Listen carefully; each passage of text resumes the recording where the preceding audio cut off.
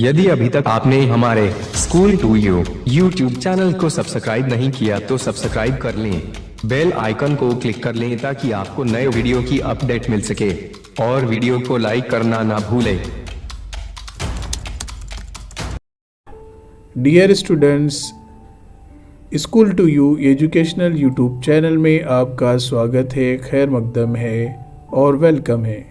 आज हम जमात 10वीं में मराठी विषय का तीसरा सबक अनाथांची आई समझेंगे।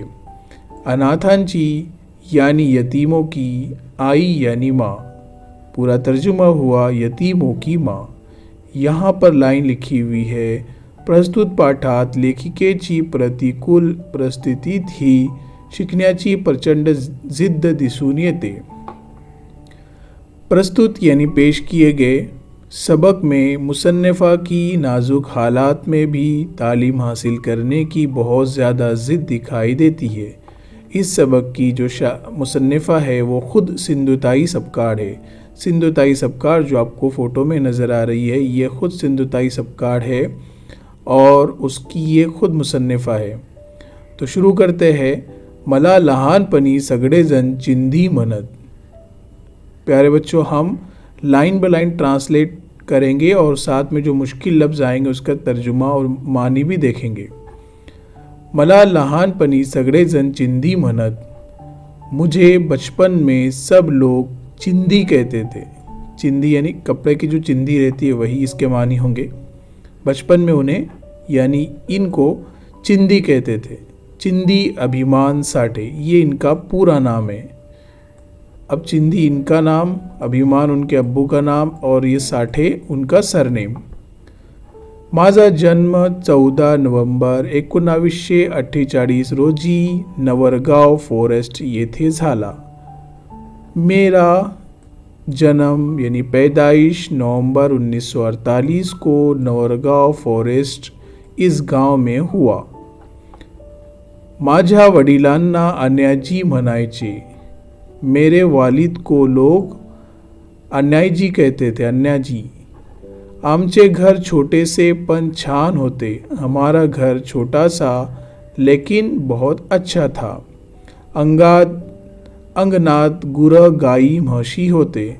हमारे आंगन में गुरं यानी गाय के बच्चे, गायें और भैंसें थी। मी रोज म्हशी घेऊन शाळेसमोर जात असे। मी यानी मैं, म्हशी यानी भैंसे, शाळेसमोरून यानी स्कूल के सामने से। मैं हर रोज़ भैंसे लेकर स्कूल में से जाया करती थी। त्या शाळेचे नाव होते, उस स्कूल का नाम था बुनियादी ग्राम शाळा पिंपरी मेघे। ये उसके बोर्ड पर लिखा हुआ नाम था स्कूल का, बुनियादी ग्राम शाळा पिंपरी। इस गांव का नाम है मेघे। आरवी रोड, जिला वर्धा, ये उसके स्कूल के आगे का एड्रेस था। शाळा म्हणजे एक भला मोटा हॉल और स्कूल यानी एक बड़ा सा हॉल था। हमारे जैसी अलग अलग क्लासेस नहीं थी। धान्य ठेवायला गोडाऊन बांधतात तसा। अनाज रखने के लिए जो बड़ा गोडाउन हम बनाते हैं उसी तरह का था। तसा यानी उस तरह का था। वर कौलो असलेला, उस पर कौल रखे हुए थे। जैसे अभी पत्रे आते हैं, पहले ज़माने में कौल आते थे मिट्टी के, वो उस पर रखे हुए थे। समोर एक छान भले मोठे चाफ्याचे झाड़ होते और सामने एक अच्छा सा बड़ा चाफे का दरख्त था। जो आपको तस्वीर में यहाँ पर दिखाया जा रहा है ये चाफे का दरख्त है। त्याची टपोरी पांढरी शुभ्र फुले शाळेच्या अंगणात पडलेली असायची। उसकी टपोरी यानी बड़ी बड़ी, पांढरी शुभ्र यानी सफ़ेद फूल स्कूल के आंगन में गिरी हुई रहती थी। म्हशी घेऊन जाताना शाळेपाशी आले कि मी म्हशी घेऊन शाळेपुढे थांबत। भैंसी यानी भैंसे लेकर जब भी मैं जाया करती थी, स्कूल के पास जैसी ही पहुंची तो मैं स्कूल के सामने भैंसे लेकर खड़े रह जाया करती थी। यानी रुक जाया करती थी, थांबणे यानी रुक जाना। शाळेत जाणाऱ्या मुली चांगले कपडे घालून वेणी फणी करून शाळेसमोर असायच्या। शाळेत जाणाऱ्या मुली, स्कूल में जाने वाली लड़कियां चांगले कपड़े घालून, अच्छे कपड़े पहनकर, वेनी फनी करून और अपनी चोटियाँ डालकर स्कूल में या स्कूल के सामने खेलती हुई नजर आती थी, खेल रही थी या खेलती थी। काही जण झाडाखाली बसून अभ्यास करत असायच्या। जब चिंधी अभिमान साठे यानी ये स्कूल के सामने भैंसे लेकर रुक जाया करती थी तो वो ये मंज़र देखती थी कि कुछ लड़कियां हैं जो अच्छे कपड़े पहनी हुई, अच्छी चोटियाँ डाली हुई स्कूल के सामने खेल रही है, और कुछ है जो झाड़ा खाली यानी दरख्तों के नीचे बसून अभ्यास करत असायच्या, और कुछ लड़कियां हैं जो दरख्तों के नीचे बैठकर पढ़ाई कर रही है। अभ्यास यानी पढ़ाई करना। तेव्हा मला वाटायचे, उस वक्त मुझे लगता था, आपण पण शाळेत जावे, हमको भी स्कूल जाना चाहिए, ऐसा उनको लगता था। मी एकदा अन्याजींना म्हटले, मैंने एक मर्तबा अन्याजी को कहा। अब अन्याजी कौन, ऊपर हमने यहाँ पर कहा वडील है वो, अभिमान साठे इनके अब्बू। तो इन्होंने उनके अब्बू से कहा, अन्याजी मला शाळेत जाऊन शाळा शिकायची कि अब्बू मुझे स्कूल में जाकर स्कूल सीखना है। शिकणे यानी सीखना। चुली पुढे बसून भाकरी करणाऱ्या आईने हे ऐकले। चुली यानी चूल्हा, चूल्हे के सामने बैठी हुई और रोटी डालती हुई माँ ने ये सुना। भाकरी यानी रोटी, माँ रोटी डाल रही थी, उन्होंने ये जुमला सुना। अंती तरह तरह बाहर आली और वो फौरन बाहर आ गई। तरह तरह यानी जल्दी जल्दी वो बाहर आ गई। कौन, इनकी अम्मी, चिंधी अभिमान साठे की अम्मी। चिंधी काय म्हणालीस, चिंधे तूने ये क्या कहा। यहाँ पर सवालिया निशान है, इसको मराठी में क्वेश्चन मार्क कहते हैं। शाळेत जायचे अन रोज म्हशी कोण सांभाळील। अच्छा तुझे स्कूल जाना है, अन रोज म्हशी कौन संभाळील। संभाळील मतलब संभालेगा। और भैंसे कौन संभालेगा। आपल्या साठेच्या घराण्यात अजून, अपने इस साठे के घराने में अभी तक, अजून यानी अभी तक, आगे देखते हैं, कोणी शाळेची पायरी सुद्धा चढले नाही। आज तक साठे घराने में परिवार में स्कूल की पायरी भी कोई नहीं चढ़ा, यानी सब के सब जाहिल थे। अन शाळेत जायचे म्हणती शहानी, और तू है जो स्कूल में जाने के लिए बोलती है बड़ी शहानी। यहाँ पर ये उद्गारवाचक चिन्ह है, याद रखना। इसलिए मैं बता रहा हूँ कि आपको 2 नंबर 1 नंबर के लिए पहचानने के लिए आता है विराम चिन्होंची नावे। इसलिए याद रखना, इस मार्क को उद्गार चिन्ह कहा जाता है। अन्याजी आईचे एकत होते। चिंधी की अब्बू ये सब सुन रहे थे, यानी उनकी अम्मी जो बोल रही थी वो सब सुन रहे थे, पण काहीच बोलत नव्हते। लेकिन वो कुछ बोल नहीं रहे थे, सिर्फ सुन रहे थे। मी रडायला लागले, मैं रोने की शुरुआत कर दी, मैंने रोना शुरू कर दिया। पण माझे कोणी ऐकत नव्हते, लेकिन मेरा कोई सुन नहीं रहा था। कोणी यानी कोई। अब ये माझे, मैं यानी कौन, चिंधी अभिमान साठे जिनकी तस्वीर मैंने आपको ऊपर बताया।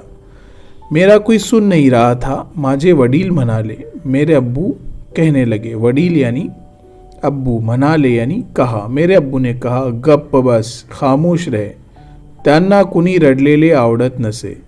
उनको कोई रोता हुआ, रडलेले यानी रोता हुआ, आवडत नसे यानी पसंद नहीं था। कोई रो रहा हो उनको पसंद नहीं था।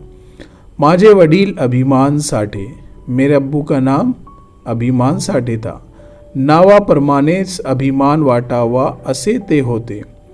नाम की तरह ही अभिमान यानी फ़ख्र महसूस हो, ऐसे वो थे। अभिमान के मानी होते हैं फ़ख्र करना, तो जिस तरह से उनका नाम था उसी तरह उनका रवैया भी था. दुसरे दिवशी ते मला शाळेत घेऊन गेले. दुसरे दिन उन्होंने मुझे स्कूल लेकर गया. त्यांनी माझे नाव शाळेत घातले. उन्होंने मेरा नाम स्कूल में डाल दिया. वयाच्या 9व्या वर्षी मी शाळेत गेले. वयाच्या उम्र के 9व्या यानी 90 जब 9 साल के हो गए थे तब ये स्कूल में गए यानी पहली क्लास में गए. और असल में नाम जाता है पहली में 6 साल के अंदर. ये गए थे 9 साल में पहली मर्तबा. गावातलेच वंदिरे गुरुजी मुख्याध्यापक होते. स्कूल में जो HM था, हेड मास्टर था, वो गांव में के ही वंदिले गुरुजी थे. वो गांव में की थे और उनका नाम क्या था? वंदिले गुरुजी था. और वो स्कूल के मुख्याध्यापक थे, याद रखो. पांढरे शुभ्र धोतर, त्यावर नेहरू शर्ट व डोक्यावर पांढरी टोपी असा त्यांचा पोशाख होता. पोशाख यानी लेबास कैसा था? नेहरू शर्ट था और सर पर सफ़ेद टोपी थी. ऐसा उनका लेबास था. किनका? वंदिले गुरुजी का. वडिलांनी माहिती सांगितली. अब्बूजान ने पूरी मालूमात कहा या उनको बताया कि इनका नाम क्या है, ये इनकी जन्म तारीख क्या है, इनके अब्बू का नाम क्या है, अम्मी का नाम क्या है. ये सब स्कूल में नाम डालने के लिए मालूमात लगती है. वंदिले गुरुजींनी माहिती लिहिली. अब्बू ने माहिती दिया और वंदिले गुरुजी जो HM है उन्होंने माहिती मालूमात लिखा. अन्नाजींचा त्यावर अंगठा घेतला. अब वो स्कूल में तो कभी गए नहीं, जाहिल थे, इसलिए उन्होंने थंब लगाया अपना, अंगठा यानी थंब. आणि माझी शाळा सुरू झाली और वहीं से मेरी स्कूल शुरू हो गई. शाळेत नाव घातले तरी म्हशी सांभाळायला जावेचे लागायचे. मैं स्कूल में नाम तो डाल दिया गया, तरी फिर भी भैंसे उसको संभालना ही पड़ता था. चिंदी को ऐसा नहीं स्कूल में डाल दिए तो भैंसे चराना छोड़ दिया. स्कूल में नाम तो डाल दिया लेकिन फिर भी भैंसे चराने के लिए उनको जाना ही पड़ता था. सकाळी शाळा, सकाळी यानी सुबह. शाळा भरायच्या वेळी मला घंटा ऐकू येत असे. सुबह स्कूल जब भरती थी उस वक्त मुझे घंटा सुनाई देता था यानी बेल सुनाई देती थी. मला शाळेत जावेसे वाटायचे लेकिन और मुझे स्कूल में जाना दिल चाहता था पण जाता येत नसे. लेकिन मुझे जाते हुए नहीं आता था. सकाळी 7 ते 1 वाजेपर्यंत, सुबह में 7 से 1 बजे तक व और नंतर बाद में 3 ते 5:30 पर्यंत अशी 2 वेळा शाळा भरायची. ऐसे 2 वक्त में स्कूल भरा करती थी, 7 से 1 और 3 से 5:30. सकाळची शाळा मला सापडत नसे. सुबह की स्कूल तो मुझे नहीं मिलती थी. म्हशी चारायला गेले की शाळेजवळ खालच्या बाजूला जो छोटा डो होता. जब मैं स्कूल में तो नहीं जा सकती थी लेकिन जब भैंसे चराने के लिए जाती थी तो स्कूल के पास ही नीचे के हिस्से में एक छोटा डोह था पानी का. त्यात म्हशी डुंबत बसत.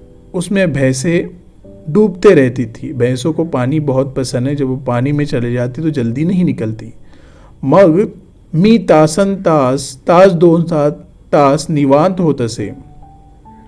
फिर मैं घंटा 2 घंटे आराम से हो जाती थी क्योंकि भैंसे पानी में चले गई. तेव्हा शाळेचा राहिलेला अर्धा वेळ मी पाटीचा फुटका तुकडा आणि फाटके पुस्तक घेऊन शाळेत जात असे. उस वक्त जब आधा वक्त रहता था, अर्धा वेळ यानी आधा वक्त, मी पाटीचा फुटका टुकड़ा, पाटी यानी स्लेट का टूटा हुआ टुकड़ा आणि फाटके पुस्तक और फटी हुई किताब लेकर मैं स्कूल में जाती थी. शाळा भरलेलीच असे. स्कूल तो ऑलरेडी भरी हुई रहती थी, शुरू हो चुकी होती है.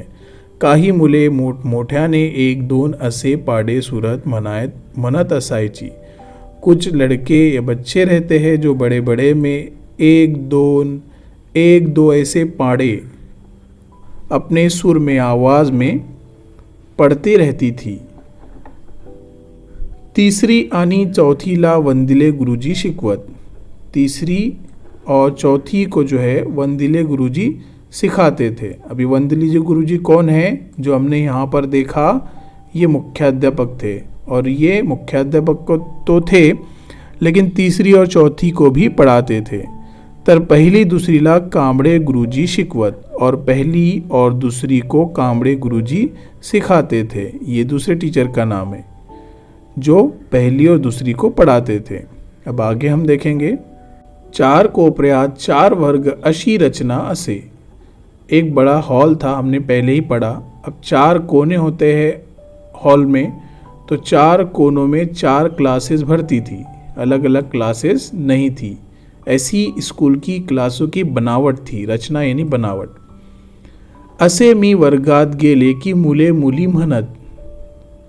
और मैं जैसे ही क्लास में जाती थी तो लड़के लड़कियां कहती थी, गुरुजी चिंदी आत्ता आज शाळेत आली बघा. ये लेट जाया करती थी तो बच्चे क्या बोलते थे, उस्ताद टीचर देखो चिंदी अब आई है स्कूल में देखो. वंदिले गुरुजी माझ्याकडे रागाने बघत. जो प्रिंसिपल थे, एचएम थे, वो मेरी तरफ गुस्से से देखते थे. पण कांबळे गुरुजींचे आश्वासक डोळे मला न बोलता सांगत, ये बस वर्गात. लेकिन जो कांबळे गुरुजी थे, दूसरे टीचर थे, पहली दूसरी को पढ़ाने वाले, वो आश्वासक यानी भरोसा दिलाते हुए कहते थे. उनकी आंखें कहती थी, हालांकि वो नहीं बोलते थे, लेकिन उनकी आंखें कहती थी जो यूं कह रहे हैं, ये बस वर्गात, आ क्लास में बैठ जा. माझ्यावर त्यांनी खूप माया केली. उन्होंने मुझ पर बहुत ममता दिखाई, प्यार किया. मी शाळेत उशिरा गेले तरी ते रागवत नसत. मैं स्कूल में अगर देरी से, उशिरा यानी लेट, देरी से गई फिर भी वो गुस्सा नहीं करते थे. त्यांची उबदार माया नसती तर मी जी थोडीफार शिकले तेवढेही शाळा शिकू शकले नसते. उबदार यानी बहुत ज़्यादा, माया यानी ममता. अगर उनका उतना रहम नहीं होता तो मैंने जितना थोड़ा बहुत स्कूल सीखा तेवढे ही यानी उतना भी स्कूल में सीख नहीं पाती थी. अगर वो उनसे मोहब्बत नहीं करते तो जितना वो सीखी है उतना भी नहीं सीखती थी. आयुष्याच्या वैरान वाढवंटात जशी सावली असावी. जिंदगी के वीरान सहरा में जैसे एक साया रहा, तशी मला गुरुजींची माया वाटायची. उसी तरह से मुझे अपने टीचर का वो प्यार लगता था. जैसे वीरान में अगर साया मिल जाए कितना अच्छा लगता है, वैसे ही जब टीचर इनसे मोहब्बत करते थे तो इनको ऐसा ही लगता था. गुरुजी पाटीवर ग म असे लिहून देत. टीचर स्लेट पर, पाटीवर यानी स्लेट पर ग म जो वर्णमाला की ये हुर्फ है वो लिख कर दिया करते थे. परत परत लिहायला सांगत और फिर से डबल डबल लिखने के लिए कहते थे. ते विचारत, वो पूछते थे, तू जेवलीस का, तूने खाना खाया क्या. मला काय बोलावे ते कळत नसे. मुझे क्या बोलना चाहिए वो मुझे पता नहीं चलता था. उसका जवाब उनको नहीं आता था. शाळेची घंटा झाली की सर्व मुले मुली जेवायला बसत. स्कूल की जो घंटा यानी दरमियानी बेल होती है तो सर्व मुले मुली, सब बच्चे बच्चियां खाने के लिए बैठ जाया करती थी. पण मी त्यांच्या तोंडाकडे बघत बसे. लेकिन मैं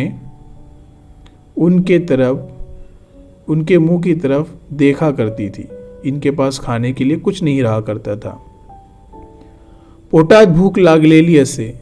पेट में तो बहुत भूक लगी हुई रहती थी. मुले मुली जेवण करून खेळायला गेल्या. लड़के लड़कियां जेवण यानी खाना खाकर खेलने के लिए गई कि मी लाडूचा टुकड़ा, मैं लड्डू का टुकड़ा, भुरका यानी मिर्ची, गुड़ाचा खडा, गुड़ का एक टुकड़ा, जिलेबीचा टुकड़ा, जिलेबी का एक टुकड़ा मातीतून फुलात उचलून ठेवत असे. मिट्टी में से फूल में उठाकर रखा करती थी. उनके खाकर जाने के बाद नीचे वे गिरा हुआ रहता था, वो उठाया करती थी और फूलों में रखती थी. सर्वांना वाटायची मी चाफ्याची फुलेच गोळा करते। सबको लगता था कि मैं चाफा, जो वहाँ पर दरख्त था, मैंने आपको तस्वीर बताया था, ये उसके फूल जमा कर रही है, ऐसे सब बच्चों को लगता था जबकि वो खाना उठा रही थी। पण त्या फुलातला माती लागलेला तो अन्नाचा कण चाफ्याच्या सुगंधाने चवदार व गोड लागायचा। पण यानी लेकिन, त्या फुलातला माती लागलेला तो अन्नाचा कण, उस फूल में मिट्टी लगा हुआ अनाज का वो टुकड़ा चाफे की खुशबू से और लजीज और मीठा लगता था। सुगंधाने यानी खुशबू ने, चवदार यानी लजीज, गोड यानी मीठा लगता था। त्यावर पोटभर पाणी पिऊन मी वर्गात बसायची। फिर वो खाने के बाद मैं पेट भर के पानी पीकर क्लास में बैठ जाया करती थी। कोण? चिंदी अभिमान साठे। कधी कधी महर्षींमुळे दिवस दिवस शाळेत जाता येत नसे। कधी कधी यानी कभी कभी भैंसों की वजह से मुझे दिन दिन तक स्कूल में जाते नहीं आता था। आमच्या चिखलदऱ्यात भराडी नावाची एक वनस्पति येते। हमारे चिखलदरा में भराडी नाम की एक वनस्पति यानी जड़ी बूटी आती है। चांगले तड़हाता एवढे मोटे पान असते। तड़हात यानी अपनी हथेली जो रहती है, इतना बड़ा उसका पान रहता है। त्याला खाली एक काटा असतो और उसके नीचे, खाली यानी नीचे, एक काटा रहता था। त्या भराडीचा काटा है माझे पेन। उस भराडी यानी पान का जो काटा रहता था वो उनका पेन हो जाया करता था। वो भराडीचे पान हा माझा कागद असे, और जो पत्ता रहता था वो उनका कागज़ यानी बुक बन जाया करती थी। महर्षि मागे जात जात, भैंसों के पीछे जाते जाते अ, आ, ई, ऊ असे अक्षरे लिहिणे मी शिकू लागले। फिर मैंने ये वर्णमाला लिखना सीखा। अक्षर यानी हुर्फ, लिखना सीखा। कहाँ जाते जाते? भैंसों के पीछे जाते जाते। असे निसर्गाच्या सोबतीने लिहिलेले। इस तरह से निसर्ग यानी कुदरत के साथ रहकर मैंने ये लिखना सीखा। म्हणून शिकलेले कधीच विसरता नहीं आले। इसलिए मैंने सीखा हुआ कधीच यानी कभी भी विसरता नहीं आले, भूला नहीं गया। कुदरत के साथ उन्होंने सीखा था और मेहनत के साथ सीखा था, इसलिए उन्होंने कभी नहीं भूला। अशी हाफ टाइम शाळा करीत करीत मी 4थी पर्यंत आले। ऐसे हाफ टाइम यानी आधे आधे वक्त जाकर वो 4थी में आ गई। गोपुरीला केंद्र शाळा का काय होती।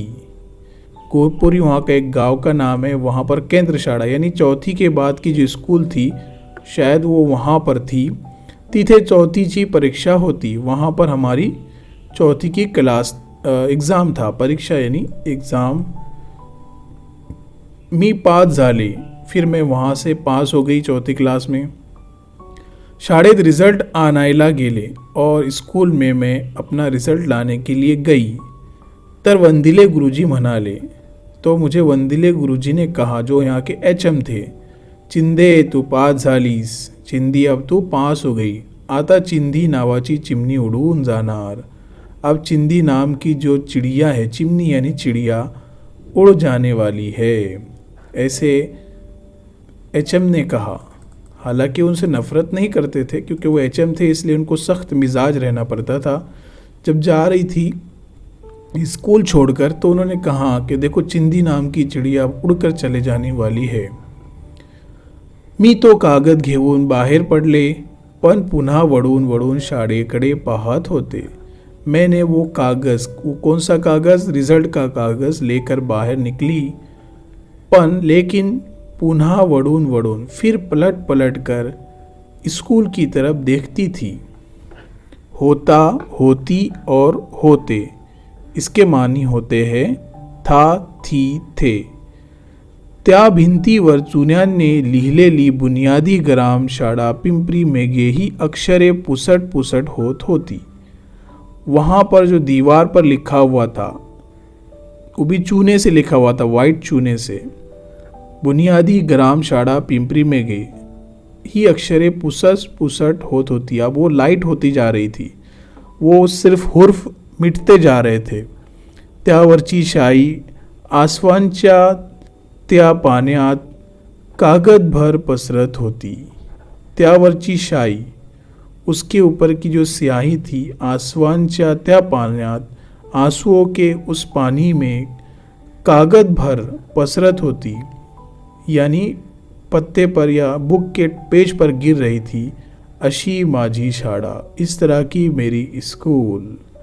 माझे लग्न झाल्यावर सासरी माझा छळ होण्याची जी कारणे आहेत, मेरी शादी होने के बाद, माझे लग्न यानी शादी होने के बाद सासरी में, ससुराल में माझा छळ, मुझे जो तकलीफ़ हुई है, छेड़छाड़ हुई है, उसका जो कारणे है, वजूहात है, त्यापैकी एक कारण म्हणजे माझी शुद्ध भाषा।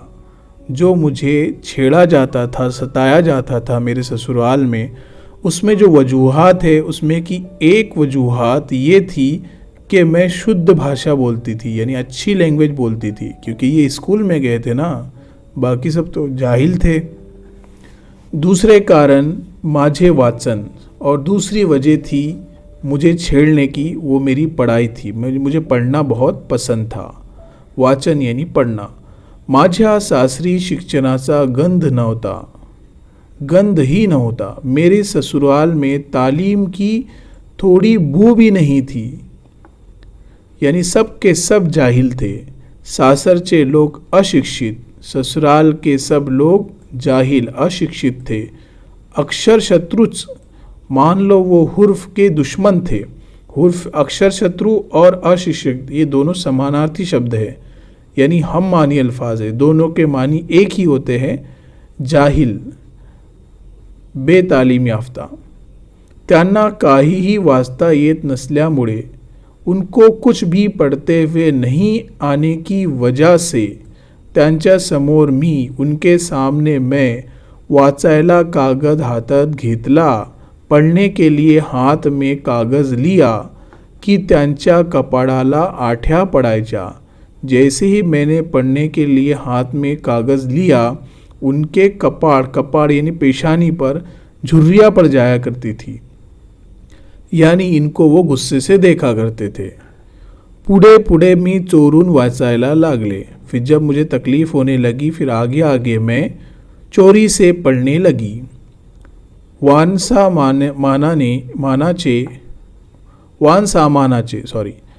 वान सामानाचे कागद चोळामोडा करून उंदीर घुशीच्या बिळात ठेवायला लागले।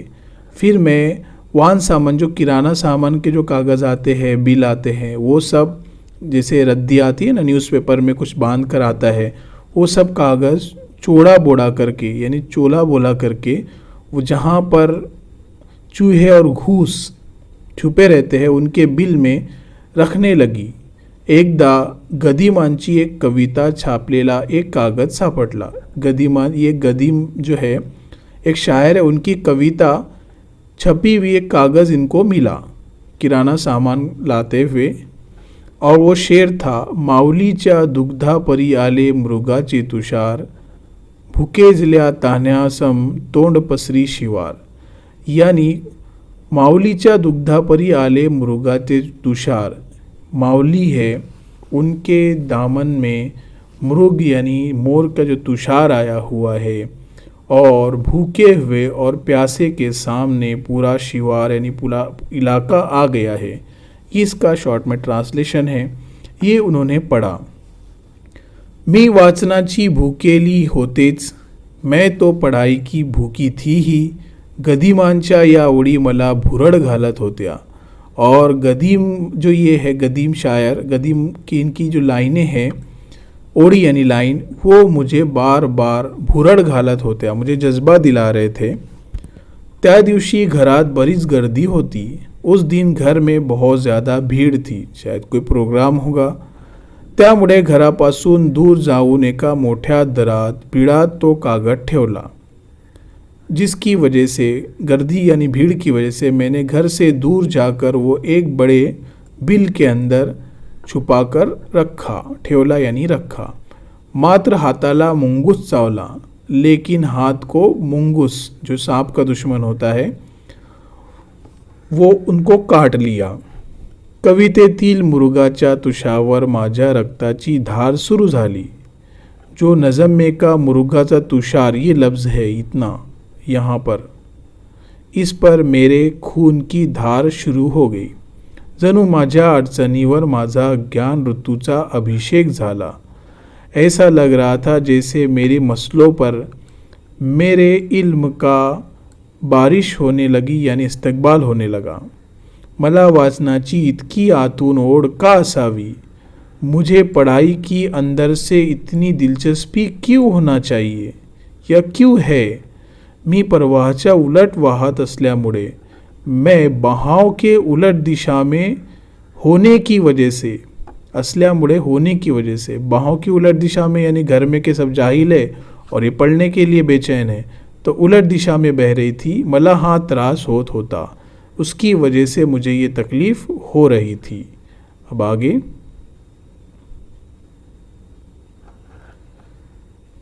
मी प्रवाहात झोकून दिले नाही स्वतःला, लेकिन उस बहाव में मैंने अपने आप को झोक नहीं दिया. मला सापडलेली शिक्षणाची अनोखी पाऊलवाट ठेच काढत, मुझे सापडलेली मिली हुई पाई हुई इस तालीम की अनोखा रास्ता ठेच काढ़त, उस पर चलते हुए रक्त बम्बाड होत और खून में लबालब होते हुए मी चालत राहिले. मैं चलते रही, मैं रुकी नहीं. मसले आते गए, परेशानियाँ आते गए, लेकिन मैंने तालीम को छोड़ा नहीं. एका रात्री घरच्यांनी घराबाहेर काढले. एक रात सब लोगों ने मुझे घर के बाहर निकाल दिया. काढले यानी निकालना. गावाबाहेर पाठवून दिले और गांव के बाहर भेज दिया. मी एकटी बाई, मैं अकेली औरत, जवळ एक लहान तहाने बाळ और साथ में मेरे साथ एक छोटा और तान्हा लड़का, बच्चा. बाळ यानी बच्चा. मी खऱ्या अर्थाने तेव्हा अनाथ झाले होते. उस वक्त मैं हकीकत में अनाथ हो गई थी, यानी यतीम हो गई थी. पण माझ्यातली स्त्री शक्ति जागृत झाली. लेकिन उस वक्त मेरे अंदर की ताकत औरत की ताकत नुस्वा जिसे कहते हैं, वो जाग गई. मी अनाथ झाले, मैं यतीम हो गई. तरी रडून चालणार नव्हते, रोकर कुछ नहीं होने वाला था. काय करावे ते मला कळत नव्हते.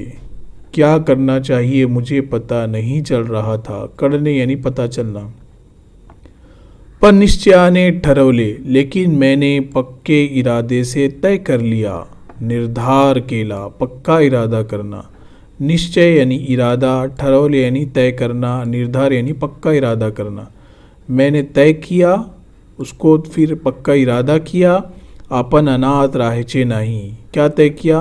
क्या अब हमें अनाथ नहीं रहना है, यतीम नहीं रहना है, स्वनाथ व्हायचे और खुद के पैरों पर खड़े रहना है. जणू पुढे मला अनेक अनाथांची आई व्हायचे होते. ऐसा लग रहा था जैसे मुझे बहुत सारे यतीमों की माँ बनना है. मैंने देखो यहाँ पर एक पैराग्राफ छोड़ा था सबसे ऊपर, इसीलिए छोड़ा था. देखो उन्होंने क्या किया, इतना सारा काम किया. असल में इन्होंने बहुत सारे बच्चों को अपने गोद लिया था. यहाँ पर लिखा हुआ है इनको बहुत सारे पुरस्कार भी दिए गए. सावित्रीबाई फुले पुरस्कार, अहिल्याबाई पुरस्कार महाराष्ट्र शासन की तरफ से उसको मिला है. और उनका इंतकाल अभी 2-3 साल पहले ही हुआ है. इन्होंने बहुत अच्छे काम किए. इनका बाद में फिर परिवार से निकालने के बाद इन्होंने बहुत बड़ा एक यतीम खाना खोला, जिसमें बहुत सारे बच्चों को रखा था और उन्होंने पाला था. फिर इन पर एक चित्रपट यानी फिल्म भी बनाई गई जिसका नाम था मी सिंधुताई सपकाळ. ये यूट्यूब पर अवेलेबल है, आप देख सकते हैं. मुझे उम्मीद है आपको ये सबक समझ में आ गया होगा. इस सबक के सवालात के जवाबात की लिंक आपको डिस्क्रिप्शन में मिल जाएगी. तमाम सवालात के जवाबात वहाँ पर मौजूद है. आप उसको समझ कर नोटबुक में लिखें. खुदा हाफिज़. Thanks for watching.